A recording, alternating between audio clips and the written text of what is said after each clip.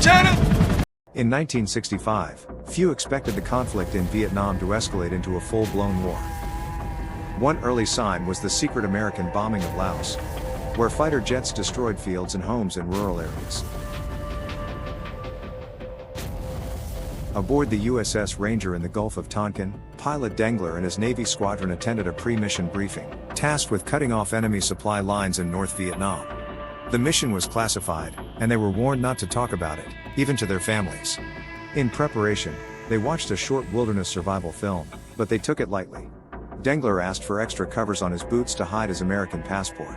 In a final briefing, the squad leader warned them not to use military radios, because of the risk of enemy interception that could lure the rescuers into a trap. Dengler was named mission leader, and before leaving, he and his buddy performed a good luck ritual by praying for each other. 4 fighter jets then took off for Laos and North Vietnam. During the mission, Dengler was shot, causing his plane to crash. With his flying skills, Dengler managed to land his plane roughly and jump out safely. Realizing that the Laotian soldiers were approaching, he immediately ran and hid in the jungle. Remembering his survival training, Dengler hid under a plant until the soldiers moved away. Then left the military radio and went deeper into the jungle. There, he found an abandoned building and stole some food, sleeping in a plastic bag disguised as leaves. When an American helicopter flew over, Dengler tried to attract attention with a small mirror, but it was too late. While resting for a drink by a river, he was eventually captured by Laotian troops. Dengler was taken to a nearby village and tied up in the center, with the villagers staring at him without mercy. The next day, he was moved deeper into the jungle. During the journey, each time a helicopter passed by, his captors would drag Dengler into the bushes to keep him hidden. They also tortured him by firing guns near him, causing confusion and temporarily making him deaf. After walking through fields and avoiding helicopters, the group finally arrived at another village, where Dengler was thrown onto a truck headed for the Laotian capital. There, he was taken to a luxurious house and introduced to the provincial governor. Unlike the soldiers, the governor treated Dengler kindly, spoke to him in English, and even offered him drinking water, unaffected by the sounds of explosions outside. Although Dengler initially tried to conceal his identity as a U.S. Navy officer, the governor saw through his lie, and Dengler eventually revealed the American passport he had hidden in his boot. The governor offered Dengler his freedom if he agreed to sign a document condemning America and its war in Laos. However, Dengler refused, and he was cast out. After that, he endured brutal torture. He was tied to livestock and dragged around the village, hung upside down from a tree, and repeatedly dumped headfirst into a well. Some time later, Dengler was transferred to a prison camp, where he was forced to remove his shoes and shackled in a hut. That night, he heard a voice warning him not to disturb the guards because they were very dangerous. The next day, he was given free rein to roam the camp and met fellow prisoners of war, including YC, Fizet, Perset, and De Bruin and Martin, 2 American pilots who had been prisoners for a long time. De Bruin took Dengler on a tour of the camp, introduced him to the guards, and advised him that survival in the camp meant keeping a low profile. The prisoners may be free to roam around the camp in the morning, but at night they must return to their huts, their hands cuffed to each other and their feet shackled in heavy shackles. Inside the huts, they can at least talk without being overheard by the guards. Dengler tries to convince his fellow prisoners to join him in the escape plan, but they are hesitant. They explain that the tropical heat that scorches the jungle makes escape nearly impossible without access to water, and the rainy season is still a long way off. Furthermore, the escape must take place at night while they are being held. However, Dengler persists and persuades his group to help him steal the nails.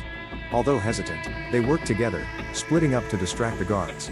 Only one guard is left behind, and Dengler approaches him in a friendly manner to distract him while stealing nails from the beam. Back at the shack, Dengler uses a rock to modify the tip of the nail into a makeshift key that can unlock their shackles. Now, the prisoners have some freedom at night and begin to trust Dengler's ability to devise an escape plan. The next morning, fighter jets flew over the camp, angering the guards. In a fit of rage, one of the guards fired at Martin, nearly hitting him in the head. The guards often harass the prisoners by threatening to shoot them just to scare them. Over time, Dengler grew close to his fellow prisoners, who shared habits such as keeping old can labels just to remember the smell of food. They also shared the reasons they became pilots. One night, De Bruin challenged Dengler, claiming that his escape plan would get them killed. The next day, a group of Vietnamese soldiers visit the camp to gather information. A female soldier finds Dengler's razor and gives it back to him flirtatiously. making Dengler wish there was no war so he could get to know her better. Suddenly, a guard loses control of his weapon, firing wildly. While the others take cover, Dengler sits and watches some grains of rice fall, thinking of an idea. A few weeks later, Dengler's friends surprised him by singing him happy birthday and giving him a drink made from insects. Touched, Dengler decided to give them something in return. He revealed that he had made 2 crude knives from old bullet casings, which anyone who could guess which hand they were in could have. He also revealed that he had been saving a little rice every day, because he had a new plan. Dengler noticed that the guards had left their weapons at lunch, so he planned to steal them and take over the camp. With the weapons, they could take control of the camp and signal American helicopters for rescue. The prisoners agreed to carry out the escape plan in a month, giving them more than a month to prepare. They began to study the guards' routines, using Dengler's small mirror to peer through the roof of the hut. With sticks and stones, they marked the guard positions and the location of their weapons to make sure they remembered. When one night a guard almost caught them, they pretended it was just a game. With Dengler's homemade knife, they managed to make an escape hole in the floor of the hut. Every night, Dengler sneaked out through the hole to check the escape route and loosen the outer fence. Over time, the food given became less and less, and the guard who was familiar with Dengler could only give him a little rice. Finally, they were only given a bowl of worms. De Bruin wanted to eat rice, but Dengler reminded him that he held the homemade key to free them. And if De Bruin finished the rice, Dengler would not free him when he escaped. Believing in his plan, De Bruin ate the worms. One morning, they hear a helicopter overhead, but the guards fire their guns at the ground as a warning to keep the prisoners quiet. After the guards leave, Martin has a breakdown, and Dengler calms him down with promises that an escape will occur soon. Soon, YC overhears a conversation between the guards. Because YC understands their language, he learns that the guards plan to kill all the prisoners and make it look like they died trying to escape. The guards, who were also starting to get tired from the lack of food, decided to return to their village immediately, prompting the prisoners to speed up their escape plan to the next day, earlier than originally planned. In the morning, the prisoners began their escape by dividing into 2 groups. Dengler and Martin were on one team, while De Bruin was on the other. The 2 groups would move in different directions before meeting in the kitchen to overpower the guards. Dengler went out first, quickly gathering the weapons the guards had left behind, and returning to distribute them to his group. Once all were armed, they moved on as planned. However, when Dengler and Martin arrived at the kitchen, they were the only 2 there, not enough to take out all the guards. Thinking quickly, they opened fire on the guards, killing almost all of them, except for a small guard who had previously been friendly with Dengler, whom he let go as a sign of gratitude. Realizing that the camp was no longer safe, Dengler and Martin quickly grabbed food and fled. Outside the camp, they encountered De Bruin and YC, but Dengler became suspicious because 2 other prisoners were missing, while De Bruin had an extra gun and a pair of shoes. Although De Bruin insisted it was a coincidence, a disappointed Dengler traded some of his ammunition for De Bruin's machete, and the 2 groups split up and went their separate ways. Dengler and Martin continued their escape through the jungle, trying to reach Thailand in search of freedom. Soon, the rainy season arrived, giving them access to water and allowing them to survive on a meager supply of rice. As they stop for lunch, a landslide suddenly comes from behind, dragging them down a hill and causing them to lose their rice supply. After a long walk, they finally reach a riverbank and, remembering the training video, they use nature to create a makeshift raft. At first, they drift safely under leaves, but the current carries them into a rapid that ends in a waterfall. Just in time, Dengler and Martin swim to shore, allowing their raft to fall and be destroyed. Days passed, and they continued to traverse the jungle, soaked from the rain. One afternoon, they found many leeches stuck to their skin, forcing them to pull them off one by one with great difficulty. Soon after, they saw a fisherman fishing in a nearby river. But afraid that the sound of gunfire would attract the attention of the soldiers, they simply waited for the fisherman to leave. Realizing that the weapons were only a burden, they eventually threw them into the river. As they walked, they found an old shoe on the ground. Dengler gave it to Martin, who was often exhausted, as a form of encouragement. After walking further, they found an abandoned village and stopped to rest there. In the middle of the break, several American helicopters flew overhead. But even though Dengler waved and shouted at the top of his lungs, the helicopters did not see them. Martin began to lose his mind, and Dengler told him to rest.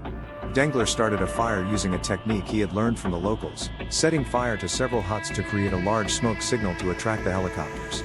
Unfortunately, the Americans mistook them for enemies and opened fire on the area, forcing Dengler to flee for safety. Realizing that the locals might have seen the smoke as well, Dengler and Martin quickly left. Martin, who was getting weaker, needed Dengler's help to move.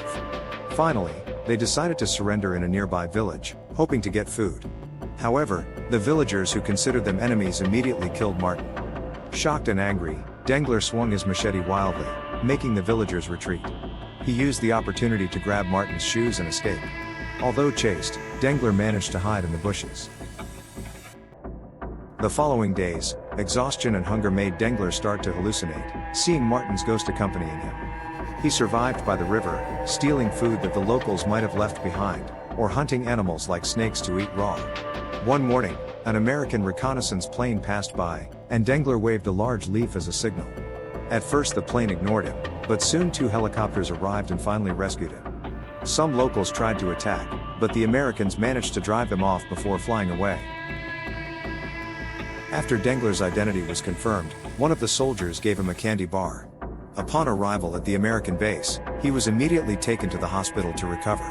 Because his mission was classified, 2 CIA agents kept him under constant surveillance, not allowing him to talk about his experiences and asking him repeated questions to obtain information. Dengler wanted to return to his unit, but the CIA refused permission. One afternoon, his comrades showed up with a birthday cake and a letter from Dengler's fiancée, pretending that it was his birthday. The CIA agents allowed Dengler and his comrades to celebrate for a moment. Unsuspecting, the agents saw them leaving the base in a gurney. However, once outside, the squad revealed that they had actually hidden Dengler inside the gurney and quickly carried him to a helicopter to finally leave the base. Dengler returned to his naval ship shortly afterward. Upon his arrival, he was greeted by the cheers of the entire crew, who were all overjoyed to see their comrade return.